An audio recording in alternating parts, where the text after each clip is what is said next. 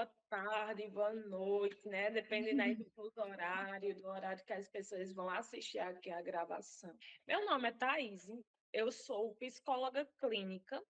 Agradecer, né, a presença de todo mundo aqui, né? E aí a gente tem como terceiro ponto as mudanças de comportamento, que geralmente ele está no processo de evitação, a preocupação da ameaça. E nessa etapa, é necessária uma reavaliação do papel do comportamento na manutenção da ansiedade. Por quê? Isso é um termo que a gente usa muito, que é comportamento adaptativo ou desadaptativo, né? O comportamento, muitas vezes, ele vai refletir no processo de fuga. Isso está me fazendo mal, eu não estou me sentindo bem, então eu vou fugir. E muitas vezes, nesse comportamento de fuga, é como se eu dissesse, o meu cérebro dissesse: olha, você fugiu, você está se sentindo bem agora, então vamos fazer sempre isso. Vira um comportamento generalizado, né? E muitas vezes a primeira vez funciona. Na segunda, na quinta, na 30ª vez, ele parou de funcionar. E aí a gente precisa mostrar muitas vezes para o paciente que aquela situação ela não necessariamente precisa ser evitada. Às vezes, para ele sair do quadro, ele vai aprender a, a ter comportamentos de enfrentamento. E aí, uma das coisas que eu trabalho muito com o paciente é o processo de aceitação. Inclusive, essa semana eu postei uma frase que eu achei incrível. Eu li em um livro sobre regulação emocional. Eu achei magnífica. Que a frase diz o seguinte: não é porque está chovendo, não é porque eu aceito que está chovendo, que eu vou sair sem um guarda-chuva, que eu vou deixar de lado um guarda-chuva. Ou seja, não é o fato de eu estar tendo uma crise de ansiedade, ou uma crise de pânico, ou porque eu estou me sentindo com medo, ou estou me sentindo ansiosa. Não é o fato de eu aceitar isso que eu vou permitir que isso tome conta da minha vida de todas as formas possíveis. Existe uma necessidade desse enfrentamento, por vezes, pelo fato de que causam desconforto, causam mal-estar. E muitas vezes, para eu sair desse mal-estar, eu preciso ser confrontada frente a esse estímulo. Um exemplo disso é quando a gente estava vendo a questão de uma fobia específica. Como é que a gente trabalha uma fobia específica? Né? Eu disse lá que a gente pode usar a questão da exposição gradativa. O que é uma exposição gradativa? Se não está além do que o enfrentamento, um comportamento, né, de enfrentamento. E muitas vezes as pessoas se sentem amedrontadas. E muitas vezes é reforçado isso para que elas continuem com esse medo, continuem com essa dificuldade. E aí a gente precisa primeiro psicoeducar, precisa mostrar ao paciente e precisa estar junto desse paciente nesse processo de suporte. Porque muitas vezes, durante esse processo de enfrentamento, ele pode passar por um processo de descompensação. Ele pode ficar mais emotivo, ele pode ficar um pouco mais agressivo, ele pode ficar um pouco mais distante. E aí, com a nossa vinculação terapêutica, que a gente tem estabelecido com o paciente, a gente consegue equilibrar. A gente consegue, né, literalmente, pegar na mão do paciente e dizer: olha, tá doendo agora? Tá. Mas isso aqui ela vai passar. É necessário que a gente entenda que isso é um processo. É necessário que a gente entenda que isso aqui é uma fase.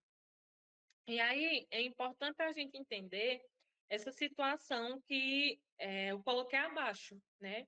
Que apresenta uma situação gatilho. Essa situação gatilho vai desencadear um pensamento automático E esse pensamento automático, ela vai desencadear uma reação emocional, comportamental e fisiológica. E aí eu vou dar um exemplo. Se a pessoa ela tem o medo de cachorro, qual é o primeiro pensamento que ela vai ter ao encontrar um cachorro? Eita, ele vai me morder. Ou eu estou em perigo. Ah, ele vai me destroçar. Qual vai ser a reação emocional dela? Medo, pânico, desespero. Qual é o comportamental? Sair correndo, paralisar, gritar, tentar subir em cima de alguma coisa, fugir. Ou de enfrentar também. Muitas vezes a pessoa enfrenta, vai tentar agredir ali um animal, enfim, porque é uma reação comportamental. Então, qual é a reação fisiológica? Sudorese, sensação de taquicardia, com falta de ar, tremores, né? Pode apresentar diarreia. E aí é importante a gente entender essa sequência. É uma sequência importante. É uma sequência que a gente pode anotar até quando a gente está ali no processo de investigação, fazer uma tabelinha para o paciente, colocar, né? Pedir para ele preencher. Quais são as situações gatilho para a sua ansiedade? Ah, é apresentação em público, animais, estar em espaço muito aberto. Ah, quais pensamentos automáticos? E aí, ensina o seu paciente o que é o pensamento automático. Aquele pensamento que ele vem em forma de estralo, que ele vem automaticamente, que você não controla o aparecimento. E o que é que esse pensamento automático diz? Ah, esse pensamento automático diz que eu estou em risco, diz que eu vou ser julgado, que não tentem ensinar que também não é tanto um julgamento de valor, um pensamento de valor, mas pode estar associado também com as crenças. Ah, que eu não sou o suficiente, que eu vou passar vergonha, que eu não sou amado, que eu vou ser xingado, que vão brigar comigo. Quais são as reações emocionais? E aí definir, né? Que é uma reação emocional. Ah, eu fiquei triste, eu fiquei confuso, eu fiquei com medo, fiquei me sentindo ansioso. Quais são o comportamento que ele tem e quais são as reações fisiológicas, tá certo? E aí a gente precisa dessa base para as situações, para a nossa base de conceituação cognitiva, são 4 pontos muito importantes que eu, particularmente, eu gosto de utilizar. A maioria dos pacientes, eu faço realmente esse processo, porque é importante a gente ter essa visualização, que são os dados relevantes da história de vida do paciente. Mas quais são os dados? É importante a gente saber se ele teve alguma doença na infância, se não teve, se teve acompanhamento com outros profissionais durante a vida, se não teve, se passou por internação psiquiátrica, se não passou, se tem algumas doenças imuno, algumas doenças imuno. Por quê?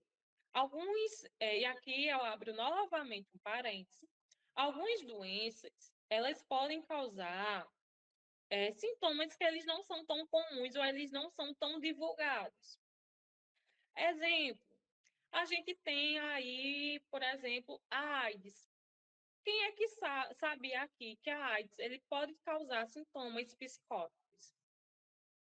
Eu acredito que pouquíssimas ou ninguém sabia. E isso eu descobri recentemente também fazendo algumas leituras sobre essa doença. E aí você para e pensa, poxa, não sabia. E isso pode ser importante muitas vezes para o seu paciente.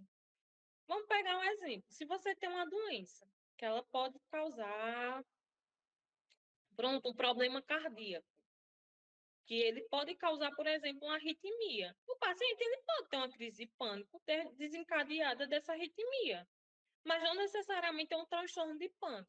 E se você não sabe que ele tem essa doença cardíaca, e você dá o diagnóstico de pânico e encaminha para o psiquiatra, diretamente, em vez de pedir uma revisão do cardiologista, para ver se está tudo ok com a medicação que ele está tomando. Então, é importante a gente saber. Ah, Thais, e meu paciente chegou, sei lá, muito comórbido, com muita doença. O que é que eu faço? Eu, Thaís, não estou colocando isso para vocês, mas o que é que eu, Thaís, faço enquanto profissional? Eu me sento e vou ler pelo menos os principais sintomas e se aquela doença ela pode apresentar sintomas dentro do campo psicológico ou dentro do campo psiquiátrico. Isso é importante, até para a forma como eu vou conduzir o caso. É necessário entender que algumas doenças elas vão causar comorbidades psicológicas e psiquiátricas, e até mesmo o contrário, algumas doenças psicológicas e psiquiátricas podem causar doenças fisiológicas, e aí eu preciso entender essa interação à medida que eu for atendendo meus pacientes. Eu também gosto muito de pensar nas crenças nucleares e nas crenças intermediárias.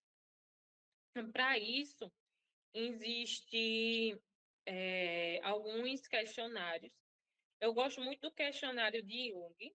Ele traz muitos aspectos da personalidade que a gente consegue associar essas crenças nucleares intermediárias. E a gente pode ver, por exemplo, comportamento persecutório, pensamentos persecutórios, a gente consegue ver questões, né, de traços, por exemplo, histriônicos ou narcisistas, a gente consegue ver traços, né, de medos, tipo, tem uma pergunta, né, no questionário de Jung, que ele pergunta, você considera um lugar perigoso? Você considera o mundo um lugar perigoso? E aí ele é uma escala, né? Se aquela afirmação é totalmente falsa, em grande parte falsa, mais verdadeira do que falsa, em grande parte verdadeira, moderadamente verdadeira ou totalmente verdade. E aí muitas vezes a gente não precisa corrigir ao pé da letra, mas à medida que o paciente vai respondendo, a gente pode até questionar. Obviamente, se você não estiver avaliando construto de personalidade. Tá, falando, por que você acha um mundo um lugar perigoso? Eu poderia colocar essa questão, inclusive, no meu processo de anamnese, né? Você se considera uma pessoa feliz? Você se considera uma pessoa triste? Como é que você se vê? É importante a gente pensar nesses aspectos, porque diz muito também sobre o paciente. Um paciente que ele tem muita mania de perseguição, ele pode ter um transtorno de personalidade. Mas e se ele não tiver? Se ele tiver um tipo de esquizofrenia? Ou se ele tiver um transtorno, um TEP, né, de estresse pós-traumático? Sei lá, essa pessoa ela foi perseguida durante um assalto e ficou com medo, porque ela viu a cara do assaltante, ele não foi preso, ou foi preso e já está solto. Então, é muito importante a gente ter esses dados relevantes da história do paciente, como esse acesso a essas crenças. O acesso dessas crenças, pessoal, ele também não se dá de forma imediata. Ele vai acontecer de forma gradual. O paciente ele não vai chegar lindamente para vocês e contar, olha, eu cresci dessa forma, minha criação foi. Só se ele já vem muito carregado. Tem pacientes que na primeira sessão eles jogam tudo em cima da mesa. Mas tem pacientes que vai chegar para você, você vai dizer, tá tudo bem? Tá. E aí, como é que foi sua infância? Foi boa. Tá, boa como? Não, cresci num sítio, foi legal. Como é que foi sua adolescência? Foi boa também, nada demais. Fase adulta, boa também. Daí você pergunta, o que é que está acontecendo para você procurar terapia? Não sei, queria alguém só para conversar. E aí a gente tem que ir puxando, puxando, puxando. Às vezes lá na quinta, sexta sessão, daí o paciente vai contar, na minha adolescência, aconteceu isso, eu fui agredido, eu fui violentado, eu fui abusado, ou passei por um trauma muito grande. Minha adolescência foi muito pobre, minha infância foi muito pobre, passamos necessidades. E aí o paciente ele vai contar. Alguns pacientes eles contam na primeira sessão, outros não. E é muito importante, né, puxando esse gancho, a gente pensar nas estratégias compensatórias que esse paciente ele traz para suprir tanto esses traumas, esses pontos marcantes na vida dele, o que é que ele faz. Em estratégias compensatórias, é muito comum a gente ver o paciente, principalmente adulto, ele compensando de três formas. A primeira, através de uso de bebida e de tabaco, né? São drogas lícitas, para tentar esquecer ou tentar diminuir essa sensação, muitas vezes, de vazio, de ansiedade. Alguns pacientes vão trazer de uma forma sexual, uma forma ou de abstinência, de tipo de reclusa sexual, ou de forma muito impulsiva, muito compulsiva. E, na terceira forma, em compulsões de forma geral. Compulsão por compra, compulsão alimentar, compulsão de forma de acumulação, compulsão estética para fins estéticos. Isso é muito necessário a gente avaliar essas estratégias compensatórias. Tem paciente que vai trazer em muitos pontos, em muitos pontos. E aí a gente precisa ir investigando e tentando linkar com o histórico de vida. Não necessariamente o paciente, aconteceu, sei lá, o paciente teve uma infância muito pobre, queria, sei lá, comprar um brinquedo específico, os pais não queriam dar o brinquedo, agora a casa é lotada de brinquedo. Não necessariamente vai ser essa linha tão direta. Mas a gente precisa ir pegando aspectos e entendendo como é que se aplica na vida do paciente, como é que ele se sente. Entender que essas formas compensatórias, essas estratégias, muitas vezes foram colocadas de forma também de autorregulação. Um exemplo, a questão da compulsão alimentar. Muitas vezes essa compulsão alimentar foi a forma que o paciente encontrou de se autorregular. Eu estou ansioso. O que é que acontece quando a gente come? A gente sente um alívio da ansiedade. Por quê? E aí a gente pega também nosso sistema adaptativo. Gente, o ser humano, ele foi, desde lá dos primórdios, desde as primeiras eras, se eu estou sob ameaça, eu não como. Por quê? Meu sangue ele não está mais no estômago. Se eu estou em ameaça, meu sangue ele vai todo para minha musculatura, vai para os braços, vai para as pernas. Por quê? Se eu precisar fugir ou lutar, essa área está bastante irrigada. Quando eu como, eu digo ao meu cérebro que está tudo bem, que eu estou comendo e eu não vou precisar fugir. Então, eu preciso do sangue, desse sangue que estava nas extremidades, né, em pernas, braços, que estavam ali na musculatura, ele vai voltar ali para a minha região do estômago para ajudar na digestão. Então, eu estou dizendo, olha, tá tudo bem que eu estou comendo, eu não vou precisar fugir, eu não vou precisar lutar por nada. Eu estou bem. E aí, muitas vezes, a gente, quando atende pacientes com um quadro compulsivo, a gente consegue visualizar bem isso. Que ele diz, não, eu estava muito ansioso, foi um dia muito carregado, foi muito pesado. Eu fui pedir 2 pizzas, tamanho família, e liguei lá a Netflix. Outro sistema compensatório do sistema moderno. O uso abusivo de telas. Não é aquela tela, eu estou aqui trabalhando, passei o dia trabalhando na frente do computador. Ou passei o dia estudando, como vai ser hoje. Vai ser um dia de curso. Mas eu vou utilizar essas estratégias de forma. Tipo, eu estou me sentindo ansiosa. Isso aí a gente pega muito em consultório também. Não, eu cheguei no shopping, eu cheguei no barzinho, minhas amigas não tinham chegado. E aí eu fiquei mexendo lá no celular. E a gente vai indagar. Tava fazendo o que no celular? Tava conversando com alguém? Tava resolvendo alguma coisa? Não, tava assistindo TikTok. Tava vendo os reels do Instagram, tava só rolando a página para ver se o tempo passava. Ó, um estralozinho, viu? Atende-se a, a esses pacientes. É bom a gente ficar ligado. Ele está no comportamento de fuga, ele não quer estar sozinho naquele ambiente. Por quê? Em outras épocas que não teria o celular, esse paciente ele teria que chegar, ficar lá sentado, olhando, sei lá, o movimento do povo passando, teria que tentar conversar com alguém. Só que hoje, o que é que a gente faz? Ah, cheguei aqui no barzinho, tem um bar aqui perto da minha esquina, aqui perto de casa. Se minhas amigas, eu chegar primeiro, eu vou ficar aqui mexendo no celular.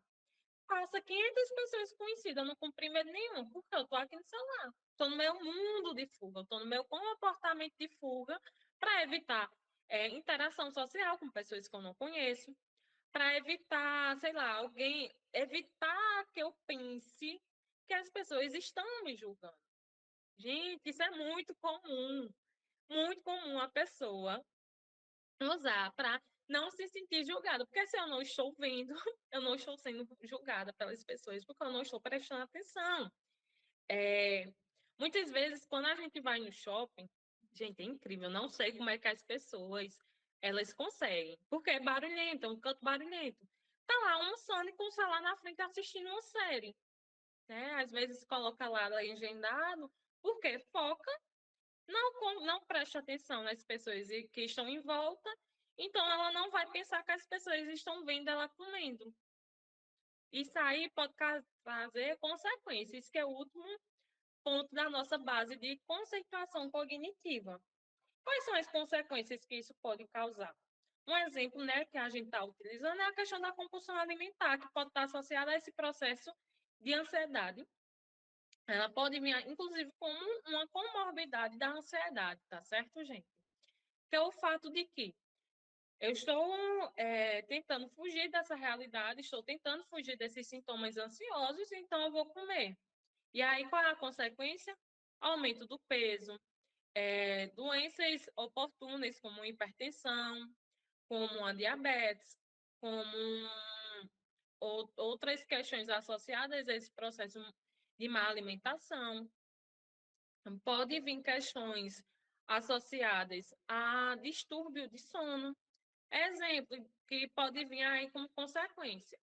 Muitas das pessoas ansiosas, acho que 98% das pessoas ansiosas, se pegam muito mais ansiosas na hora de dormir, porque não existe fatores que seriam fatores de fuga. Por exemplo, se eu estou no meu trabalho, eu estou concentrada no meu trabalho, eu não vou estar pensando nas outras coisas. Então, o que é que eu faço? Na hora de eu ir dormir, eu vou pegar o celular e colocar aqui, ó, na minha cara. E o que é que acontece? Estimulação audiovisual do meu cérebro.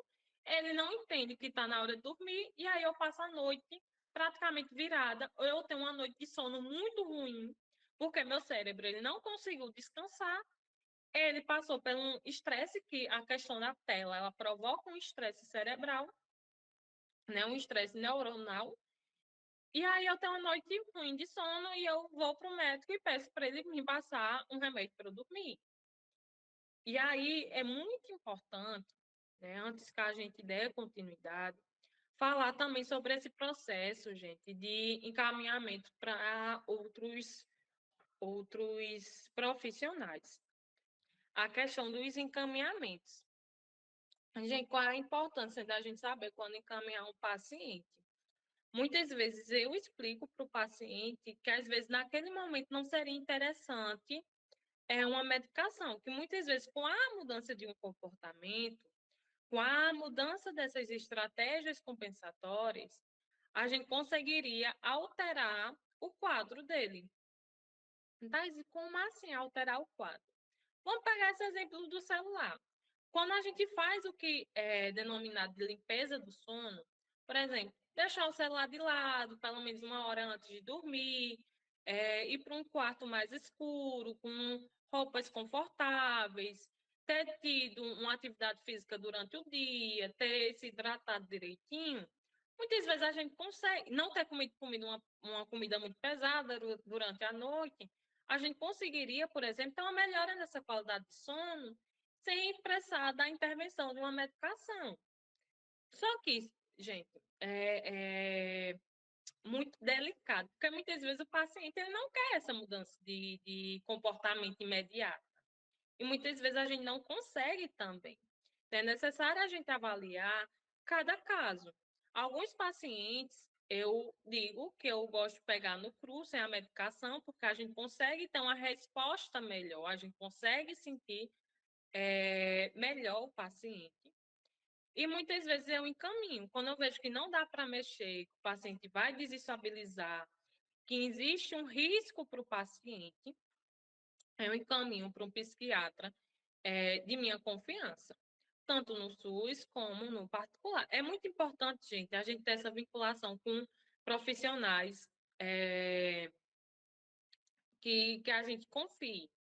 Hoje, eu tenho um psiquiatra, que eu geralmente caminho, e que eu consigo ter uma troca. Eu consigo, por exemplo, sentar com ele, ter um momento de sentar, ou de mandar um WhatsApp e dizer, doutor Fulano, eu queria falar sobre tal paciente, isso assim, assim, assim, assim, o que é que você acha? E ele muitas vezes me dá uma devolutiva, ou ele mesmo entra em contato. Thaís, tal paciente veio hoje.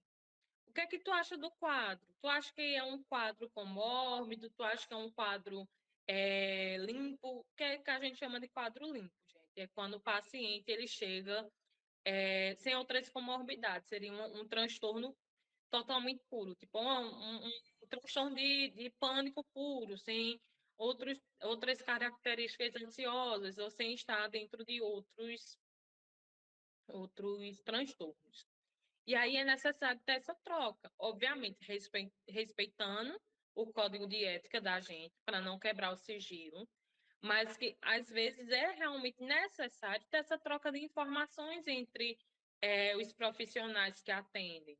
É necessário, por exemplo, se você trabalha em uma equipe multiprofissional, é necessário que você escute os outros profissionais que atendem, em que você entenda o manejo que está tendo e etc.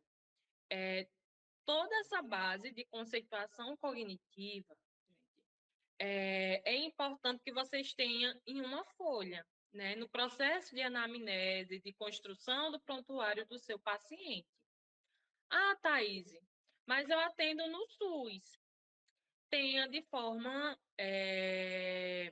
privada isso daí para você.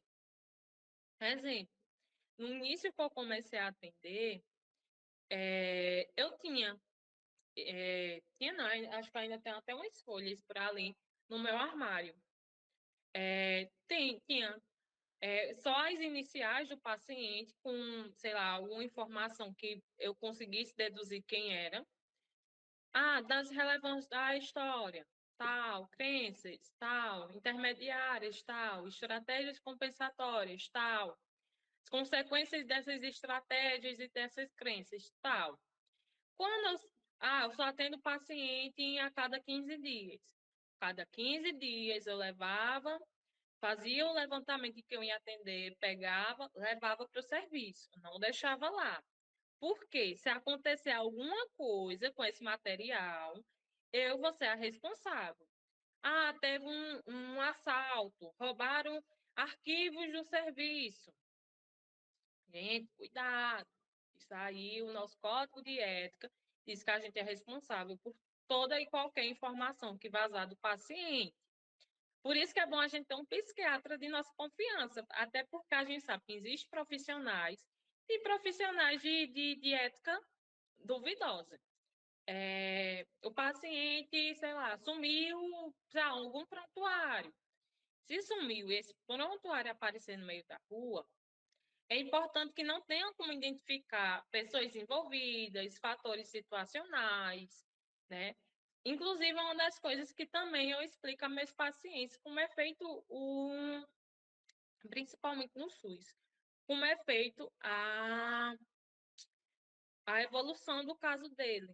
E é importante vocês terem em mente isso também, porque muitas vezes esse paciente ansioso, e aqui a gente dá ênfase na ansiedade, ele tem uma preocupação social muito exagerada.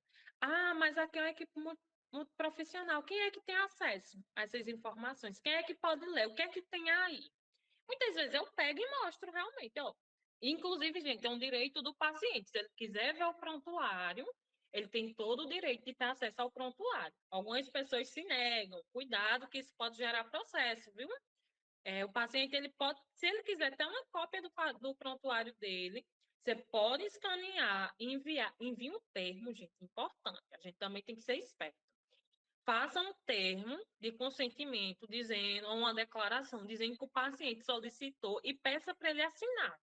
Porque aí, se sumiu, se ele mesmo saiu mostrando para a cidade toda, é uma responsabilidade dele. Você não tem nada a ver com aquilo ali, não. Está na propriedade dele, ele faz o que quiser com a informação.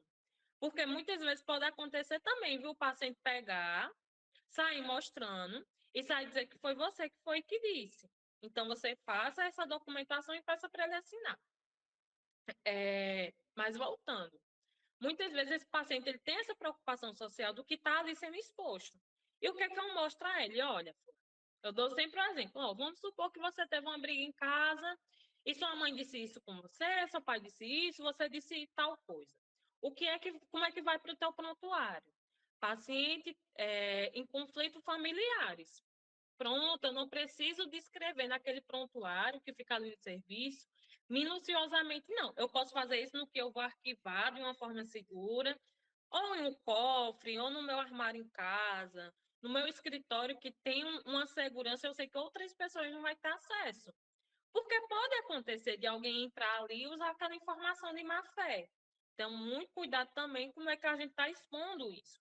Esses dados, essa base cognitiva, é bom que vocês façam para vocês, que vocês tenham um arquivo de vocês. Mesmo que vocês tenham um arquivo no trabalho, que esse arquivo tem uma chave, que você tenha certeza que outras pessoas não têm uma cópia, que você só tenha acesso àquilo ali, que outras pessoas não têm acesso. Porque isso aqui é muito íntimo. Nessas crenças nucleares, intermediárias, é a coisa mais íntima, gente, que um paciente ele pode expressar para a gente, que ele demonstra para a gente. Essas crenças nucleares intermediárias, está todo o histórico de vida do paciente, o que ele tem medo, o que, ele não tem, toda a fragilidade. E a gente sabe que é difícil a gente se mostrar frágil. Então, é importante a gente ter essa segurança para o paciente, tá certo? Como base de conceituação, deixa eu ver aqui o que é que falta para. Pronto. Como base de conceituação, acho que todo mundo aqui já viu, né, aquele diagrama de conceituação cognitiva, né? Que é onde a gente vai ter exatamente esse processo aqui, sendo que de uma forma esquemática, onde vai ter os dados relevantes da vida, da infância, crenças centrais, suposições ou regras, as estratégias compensatórias, e aí a gente vai ter um esquema parecido com isso aqui, ó, onde entra pensamento, comportamento, que foi que a gente escreveu, que a gente viu lá atrás, né? É o significado daqueles pensamentos automáticos. E aí é muito importante, gente, isso também aqui ficar de uma forma, quem trabalha com a TCC, que faz esse diagrama conceitual, ficar no mais sigiloso possível. Porque muitas vezes esse pensamento automático tem um significado muito mais íntimo que não pode ser exposto para terceiros. Por exemplo, pegar um exemplo bem generalista. Uma pessoa que às vezes ela é muito homofóbica, às vezes ela está compensando porque ela tem um desejo sexual por pessoas do mesmo sexo. E como ela não sabe lidar com isso, porque ela tem muitos preconceitos, tem uma estrutura mais rígida, ela vai demonstrar isso de formas de xingamento, de uma forma pejorativa, com comportamentos agressivos a pessoas que fazem parte do grupo LGBT. Imagina o paciente ele chegar ao ponto de ele dizer: olha, eu faço tudo isso que é para ninguém perceber que eu sou lésbica, eu faço tudo isso para ninguém perceber que eu sou bissexual, que eu sinto desejo por pessoas do meu mesmo sexo, que eu sou uma pessoa homoafetiva. Gente, isso é uma revelação muito grande. É muito duro para o paciente escutar isso. Imagine isso ser exposto. Imagina como esse paciente ele vai se sentir violentado, invadido, abusado, né? Então, isso do diagrama também é importante, junto com a base de conceitualização, a gente deixar no arquivo separado, só para acesso privativo mesmo. Alguns psicólogos já nem utilizam esse diagrama de forma escrita. Né? Chega um ponto que o paciente, por si só, ele vai conseguir fazer esse próprio exercício de uma forma mental.